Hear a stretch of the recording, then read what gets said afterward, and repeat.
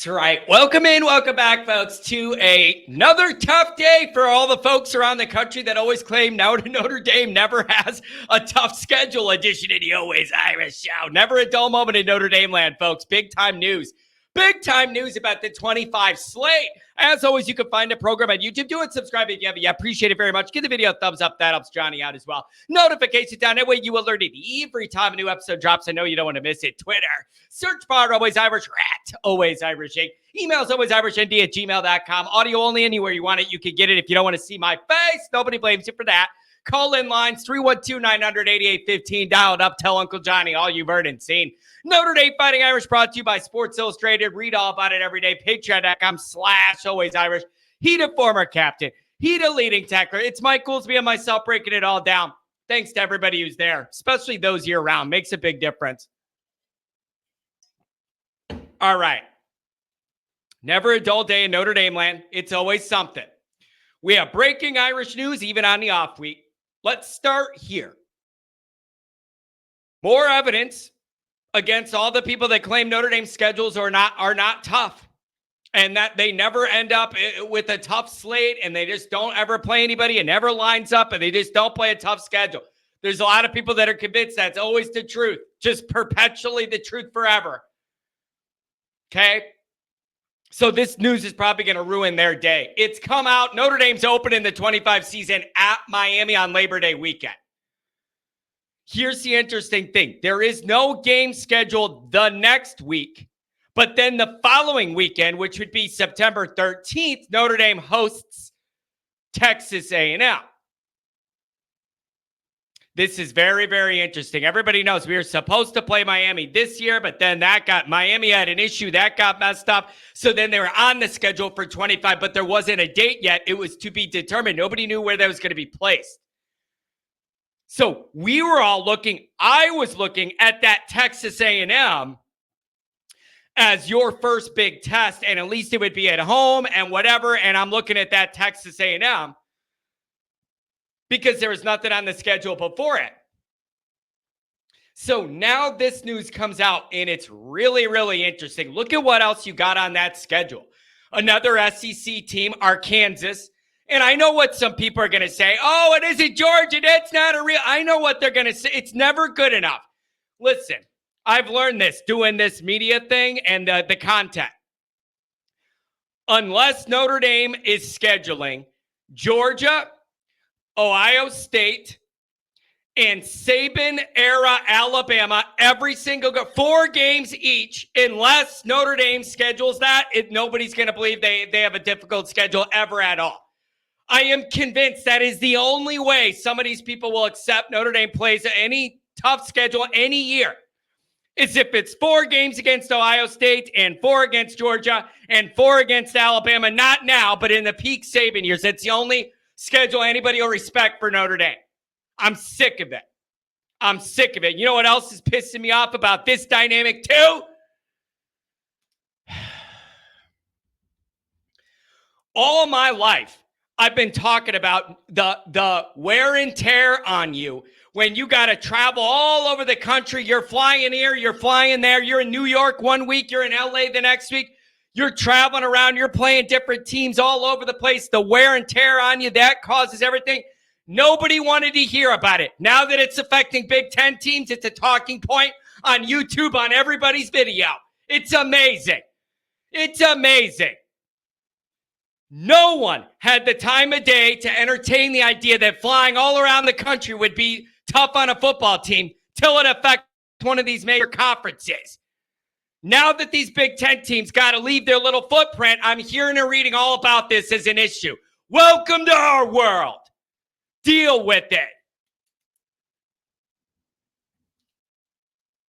Anyways, so you got Arkansas on there. So now you got a couple SEC teams. USC, of course. Here's another one, though. Boise State, and that stupid turf is on this schedule. And I'm telling you right now, picture Northern Illinois on steroids. Picture Northern Illinois on steroids. What I mean by that is you better believe it would make these guys' entire life to beat Notre Dame, and this is their big shot, the whole thing, but with the more talented program, and oh, by the way, one that has a larger scale history of doing this kind of stuff with the Oklahoma thing many years ago, whatever. I'm telling you, circle that one as a pain in the ass right now. I could just see it a million miles away. It's the Notre Dameiest of Notre Dame things. Circle it right now. That's a team that will get so up for the moment to beat and play with Notre Dame, you don't even know. Your head will spin. I'm already thinking about it. So some of these games, we don't know where they're all going to be spaced out or whatever, but here's the deal. 2025 is going to be all about how Notre Dame starts the season. When you got Miami and it looks like they're finally on a little bit of an upswing here, and I know they've been begging for a loss this year, but as we sit, they keep winning.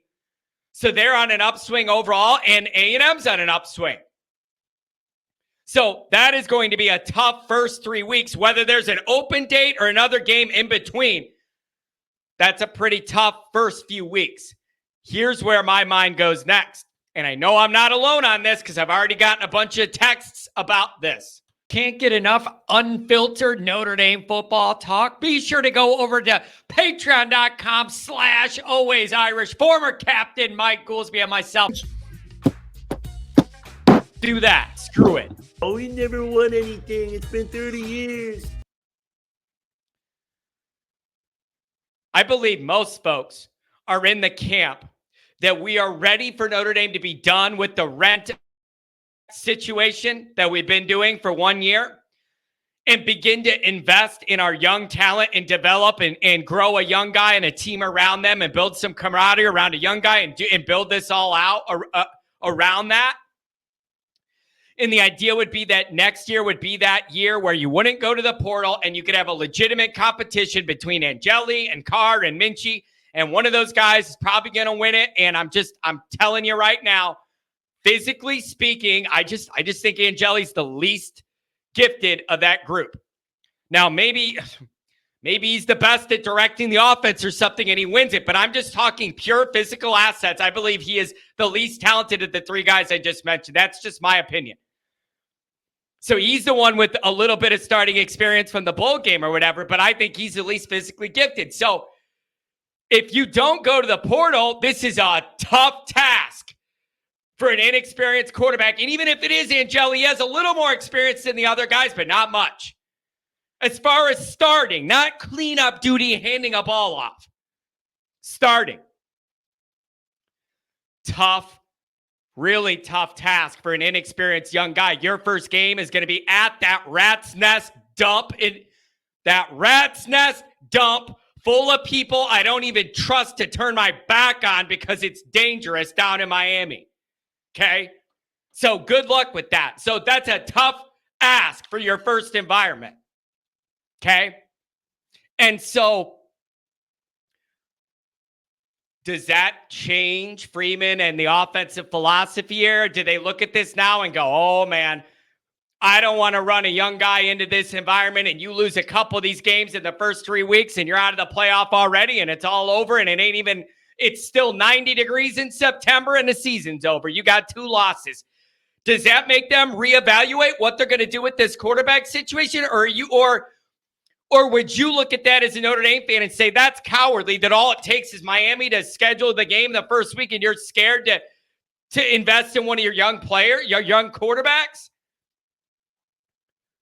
How do you view this? And how does the staff view this? Does this change anything, or do you think that'd be cowardly? This is a tough ask to start the year for one of these guys. And I'm telling you, you can't lose both of these games. And even if you split, you're right where you were this year with 1 loss, feeling like you have no more margin, and it's still 90 degrees in the middle of September. So yes, it will not be Northern. It's not going to be a catastrophe where you're a national laughingstock. Whether you lose to Miami or A&M, it isn't going to be that. My point is, you're still in the same position you were in where you ain't even halfway through September and you already got a loss, and then you feel like you got to be perfect the whole rest of the way again. If you split, you absolutely cannot lose them both. You absolutely cannot lose them both. So listen, I applaud Notre Dame on scheduling, hard or whatever. Maybe you're going to say they didn't have say on when Miami schedules his home game for them or whatever. I'm just saying this is a tough task for what I think is going to be a totally inexperienced young quarterback. And I don't know whether it's going to change the way the staff's evaluating this or not or what. But man, oh man, this is really, really tough. I mean, you definitely can't go 0-2. And even at 1-1, it's not a good scenario. You're in the exact same stressful spot we've been in this entire year, having to go perfect for 10 weeks. If you drop one of these, if you split them, that's the position you're in. It's a bad spot. It's stress on stress on stress all over again every single week. Now, on the flip side, should Notre Dame find a way to go in there and beat Miami early, Miami will be a highly ranked team, and Notre Dame probably will too. That's going to be awesome. And if you get the Texas A&M win because it's at home or whatever, you're through the toughest part of your schedule already, and you're not even a few weeks into September. So this could all flip. You could have a 1-1 in the middle, a nightmare 0-2, and it's just an absolute fire.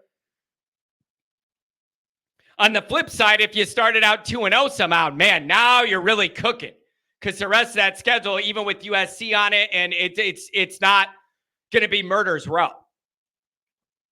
So this is really, really interesting. But I was looking at A&M early, and I'm figuring, okay, like that's the big one. And if we get something in front of it, maybe it's more of a warm-up game for whoever that young quarterback is or whatever against a team where you don't have to be perfect or it's not in a hostile environment or whatever, and it's lower stress for a first-time starter. It ain't going to be that.